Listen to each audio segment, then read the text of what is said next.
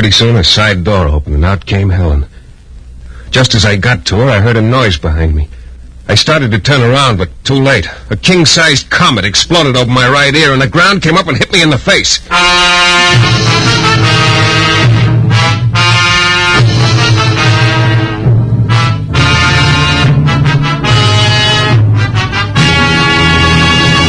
The New Adventures of Michael Shayne, Private Detective. Michael Shayne, reckless, red-headed Irishman, back again in his old haunts in New Orleans. This is your director, Bill Russo, inviting you to listen to another transcribed episode, which we call The Case of the Gray-Eyed Blonde.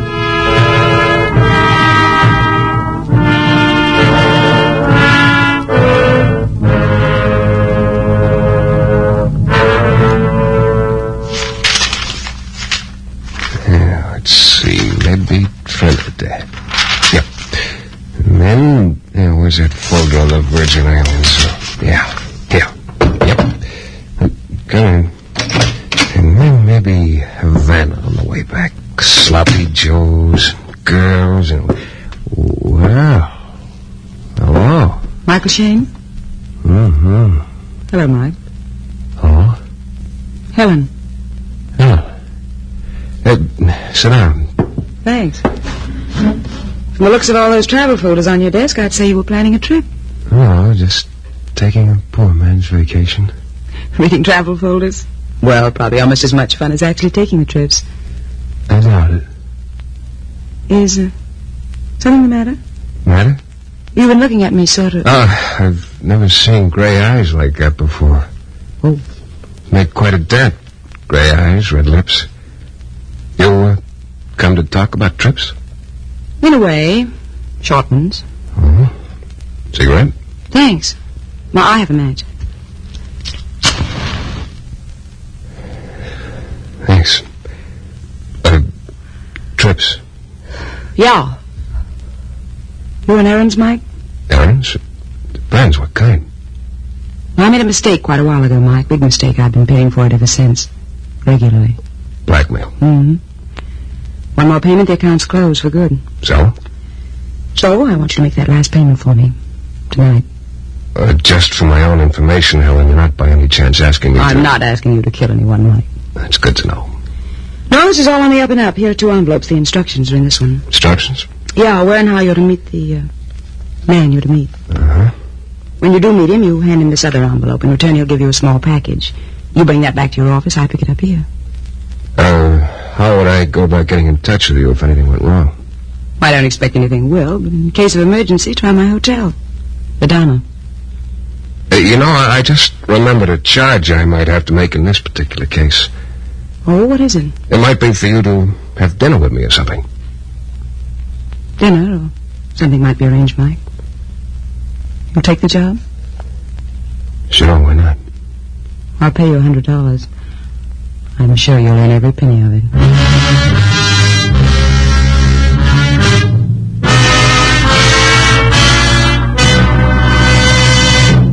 In a moment, we'll return to the new adventures of Michael Shayne and the case of the gray-eyed blonde.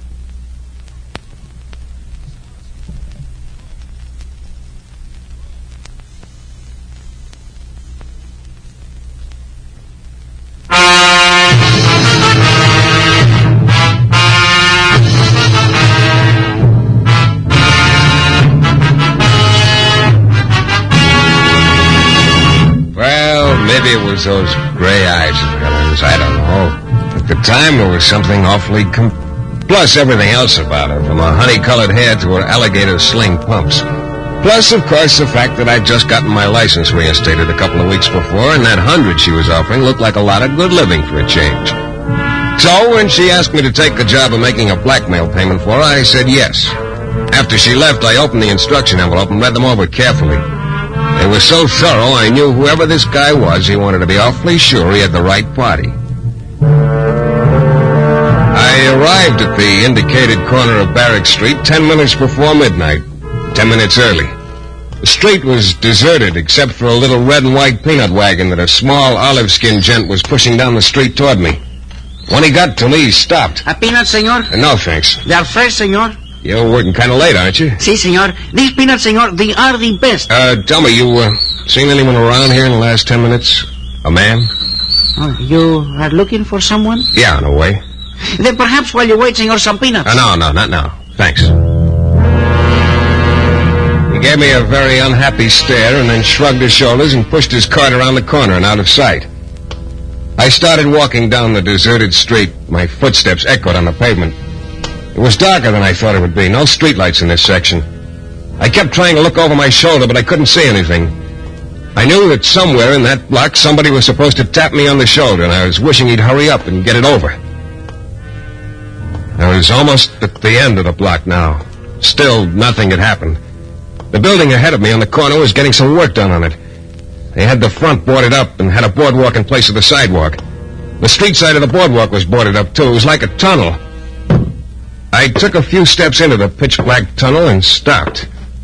Something started bothering me. For a moment, I couldn't figure out what it was, but then I got it. Somebody was in that boarded tunnel with me. Before I could do or say anything, a hand slid across my mouth, and I could feel the muzzle of an automatic against the side of my neck. The brilliant boy that I am, I got the idea that mum was a word. Then the hand left my mouth and slid down and started going through my pockets. Pretty soon it came to the envelope I was supposed to deliver. He patted the envelope and slipped it back into my pocket. Well, that I didn't get at all. Then the gun pressed a little harder onto my neck. I suddenly knew that his finger was tightening on the trigger. I dove for the ground, the gun went off. Red-hot poker seared the top of my head, and then blackness.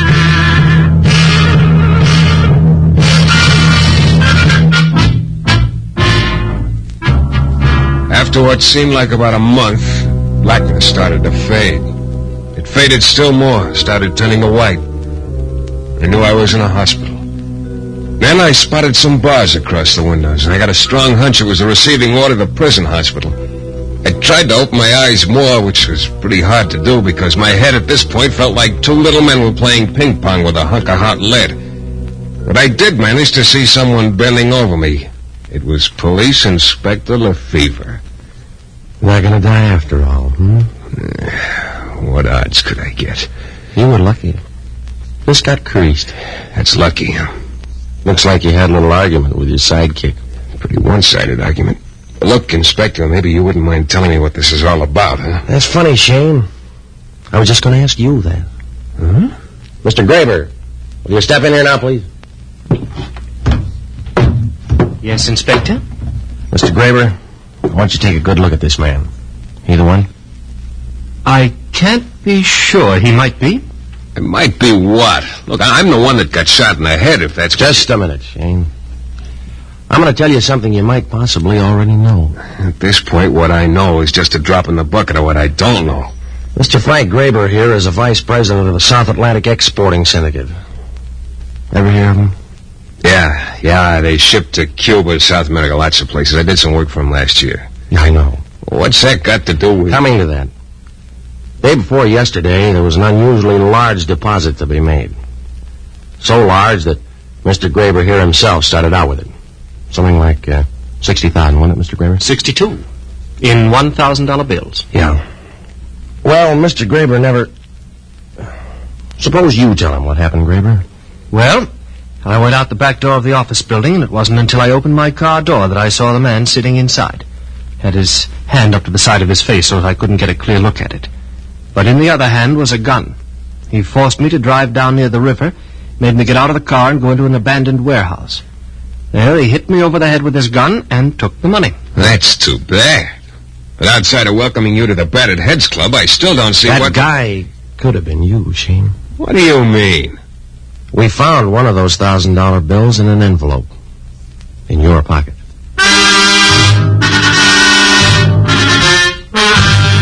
About then, a lot of things started making sense. Why that guy in the dark wanted to be sure the envelope was in my pocket before he tried to kill me. Yeah, it looked like somebody was very interested in having me found dead with some of that robbery dough on me, thus getting me elected as chief suspect. But I knew it was going to be a tough story to sell the inspector. He ushered Graber out of the room and then came back and stood beside the bed, slowly shaking his head. No, I don't get it, Shayne. Not 3 weeks ago, you were telling everybody what a good boy you were going to be if you could just get your license back. So they give you your license back, so here you are, right in the middle of something that smells to high heaven. Look, Inspector, I'm going to give it to you straight. It was a frame. No sale, Shayne. Believe me, it's the truth. A girl named Helen... Yeah. Oh, I know it sounds phony, but it happened. She gave me a song and dance about hiring me to make a blackmail payment for her. But what she really wanted, she and her boyfriend, I guess, was to have me found dead with some of this dough on me, thereby taking the heat off. Uh-huh. I suppose you can back up your story by producing this girl. I can try. Still not buying. Look, Inspector, I've always cooperated with you. Yeah, well, that's the only reason I'm even listening to you. So now I need a break, a big one. You can give it to me. The only thing I can give you is time. And not much of that. How much? Well, my next way out. I know that. You're not exactly alone, though. Well, it's 7 a.m. I'll give you until 10 o'clock tonight. Huh? Tonight? Have a heart. That doesn't give me... I said 10 o'clock tonight. Make it midnight, then. 10. Okay, 10 o'clock tonight. And Shayne. Yeah? That's it. One way or another. Funny thing about the inspector. He always meant just exactly what he said. So I had something like 15 hours to find one woman in a city as big as New Orleans. A beautiful woman with gray eyes who had almost done a very neat job of fitting me for a coffin. I lost 2 of those 15 hours getting part of my strength back and talking the doctor into giving me my pants. The only thing I had to go on was what Helen had told me about reaching her at the Hotel Donna. The desk clerk there remembered her just as soon as I mentioned the gray eyes. Oh, yes, sure. Let's see. Helen Collier she was registered under. Not bad. No, not bad at all. Was registered? Yes, checked out first thing this morning. About 6, I guess it was. No forwarding address, huh? No, asked her, but she said none. Well, thanks anyway. Might ask one of the cab drivers out front. Yeah, I'm going to. Thanks.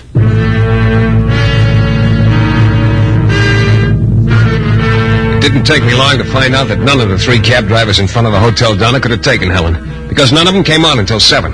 But I did get the address of the driver who worked nights there, and 10 minutes later I was pounding on his door.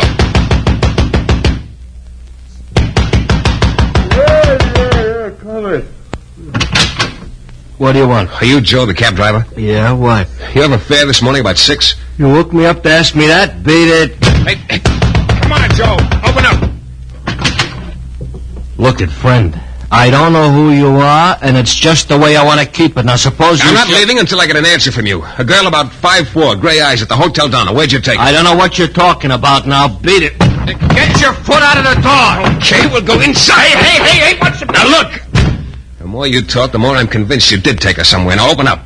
I've been through too much on account of that Look, gray eye. I don't know what you're talking about. If you're trying to cover for you, you're making an awful big mistake, Joe. A mistake that could put you behind bars. She paid you to keep your mouth shut, huh? Okay, here's 10 to open it. Look, from a friend. Be smart. Keep out of this deal. It's too late, Joe. Here's the 10. Open up. I got more than that for promise. Look, I haven't got all day, and 10's all you get.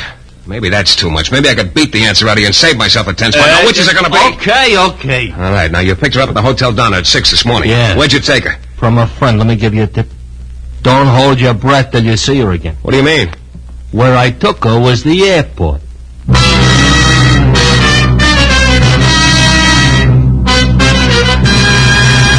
In a moment, we'll return to the new adventures of Michael Shayne and the case of the gray-eyed blonde.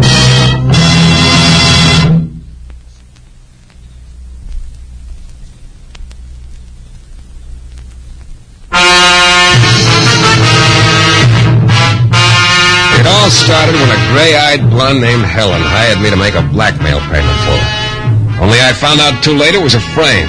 I got shot in the head and woke up and found myself accused of a $62,000 robbery and was given just 15 hours by Police Inspector Lefevre to find Helen and clear myself. So far, all I'd found was she'd left 6 that morning to go to the airport. Well, I was out there now talking to all the ticket clerks. Finally, I found one who remembered her. Oh, yes, surely. Those eyes of hers will be hard to forget. Well, which plane did she leave on, do you remember? Let's see, New York? No, that wasn't it. Come on, try to remember. Now, wait a minute. Oh, I remember now. Don't tell me it's that plane that's taking off out there. No, she didn't leave at all. What? No, bought a ticket to Havana. Midnight plane. Tonight. Well, at least I knew she was still in New Orleans. Of course, finding her would be something else again. And then I got an idea, a long shot maybe. But right now the welcome mat was out for anything that would pass for a starting point. I I went back to the Hotel Donna and over to the desk clerk. Yes? You, remember me? I was in here a couple of hours ago asking about that girl With the gray eyes, yes. You, really got it bad for her, hmm? Yeah.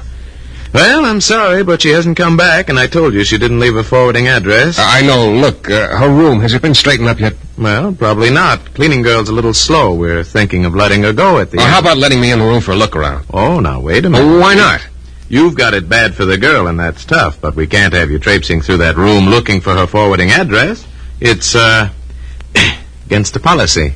Whose? Mine. Okay, I'll make a deal. Deal? Yeah. Now, here's a $5. Let's just say I'm engaging the room for a couple of hours as is. Oh, well, now, why didn't you say so in the first place? Here, I'll get the key.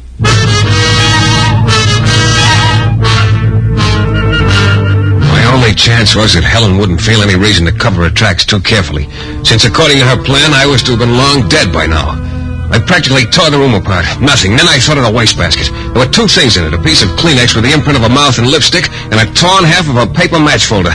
There was some printing on it. All I could make out were the first 2 letters, R.A., and below was the word cocktails, the name of a bar, and possibly, just possibly, a hangout of Helen's where she might be passing time and keeping undercover until that midnight plane to Havana. Oh, but which bar was it? How many of them started with R.A.? My guess was quite a few. But it didn't matter how many. I had to try all of them. I went back to my office. That was a mistake. I dropped into my chair and propped my feet up on the desk. That was a big mistake. I figured I'd just rest a few minutes before I started out. That was a bigger mistake. I closed my eyes. That was my biggest mistake. When I opened my eyes again, I thought something had gone wrong with them. Everything was dark.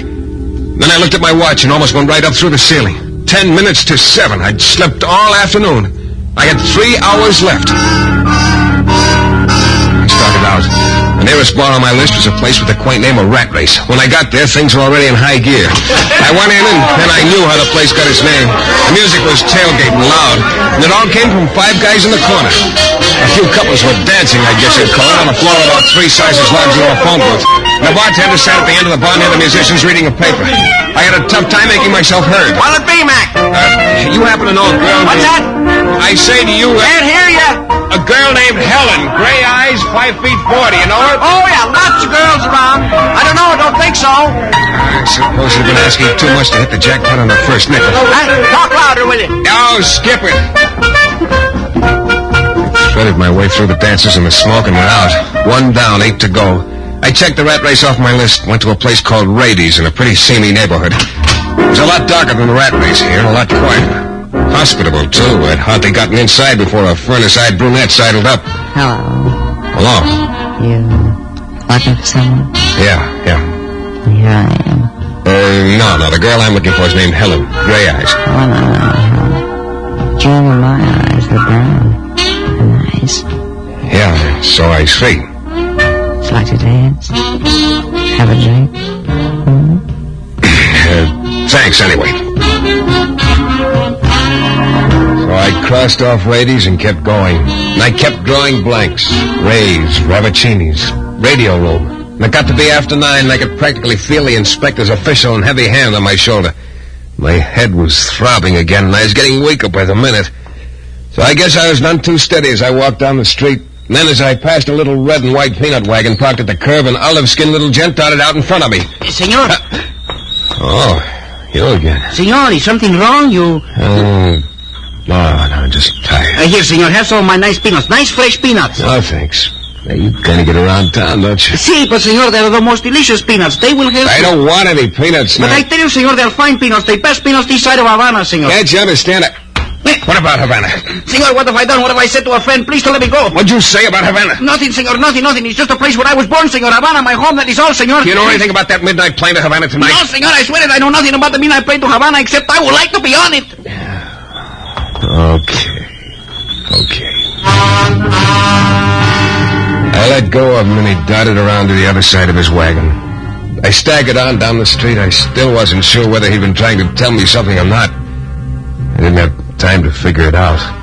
I had to keep going. Then I went to Ramon's, the next place on the list. It was a small place, no music.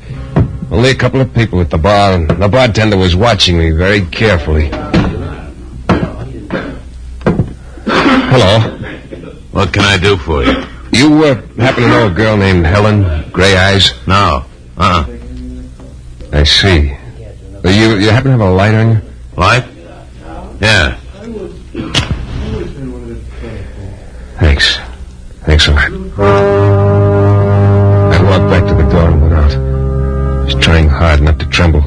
Because the trail had gotten hot, very hot. That bartender had been just a little too quick to say he didn't know Helen. If I needed any more proof, he'd given it to me. The matchbook he'd used to give me a light was the same kind as the fragment I was carrying in my pocket. Yeah, I knew I'd finally found the place. I went around the corner, eased into the alley, and waited. Pretty soon, a side door opened, and out came Helen. Hey, wait a minute! Well, hello, Mike. You really shouldn't have, you know. Found you?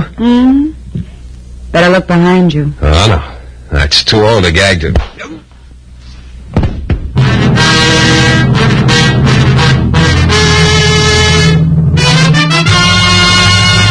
In a moment, we'll be back with a thrilling climax to tonight's Michael Shayne adventure.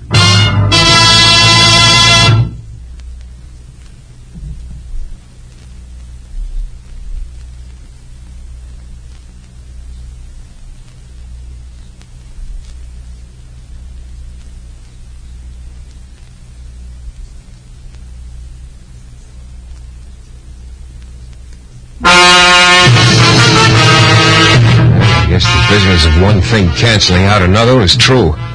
That hit on the head sort of blotted out the throbbing of the wound, and when I came to and found myself lying on the floor in a little room, my head was a lot better than I'd figured.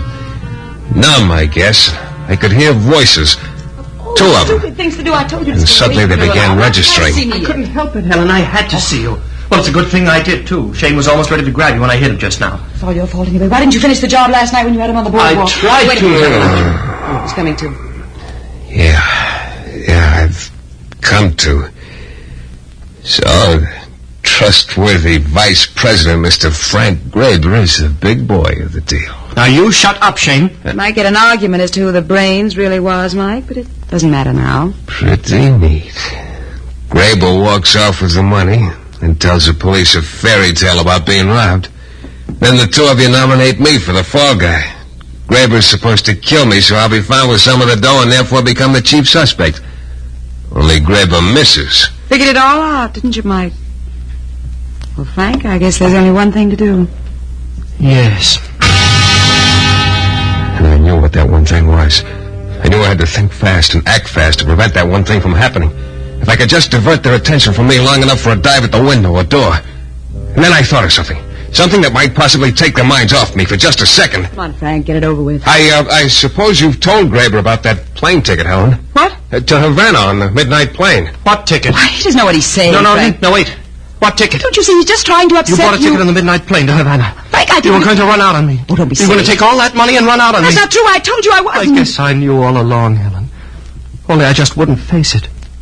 But I guess I knew all along. What are you talking about? I knew. All the time you were telling me you loved me. I would wait until the heat was off, and then I'd retire on account of ill health, and we'd take the money and go to South America and have a wonderful time. Frank, All the time you were telling me those things, I knew you didn't mean them. I knew it. I wanted to believe it. I wanted you're to. all wrong. You kept I meant... working on me. You finally got me to do this thing. Because you were like a disease. You were in my blood. And now you were going to run out on me. But I won't let you. No, Frank, that's not true. It's too bad. No. You won't get to use that ticket. Helen, my darling. Frank? Suddenly there was a gun pointed at Helen. I could see she didn't believe it, but I did. I dove at him, and just as I hit him, the gun went... Helen slowly sagged to the floor. I got hold of his wrist, but I was off balance, and he was bringing the gun slowly around toward me, and then, just as it got to me, I twisted as hard as I could, and we both went down, and the gun went off again. Then the gun dropped out of his hand. He just sort of crumpled over and lay still. I stared hard at the widening red stain on his coat, right over his heart.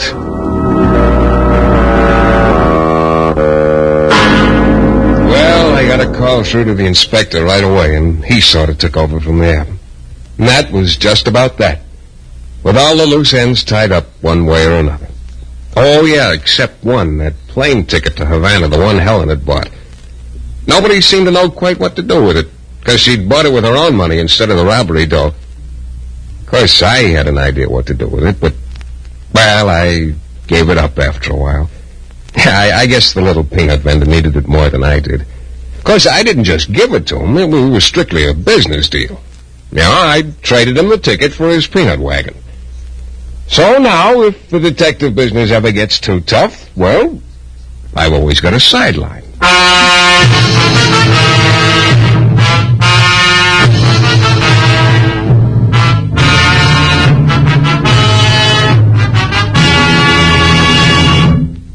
This is your director, Bill Russo, again. Our story is based on characters created by Brett Halliday.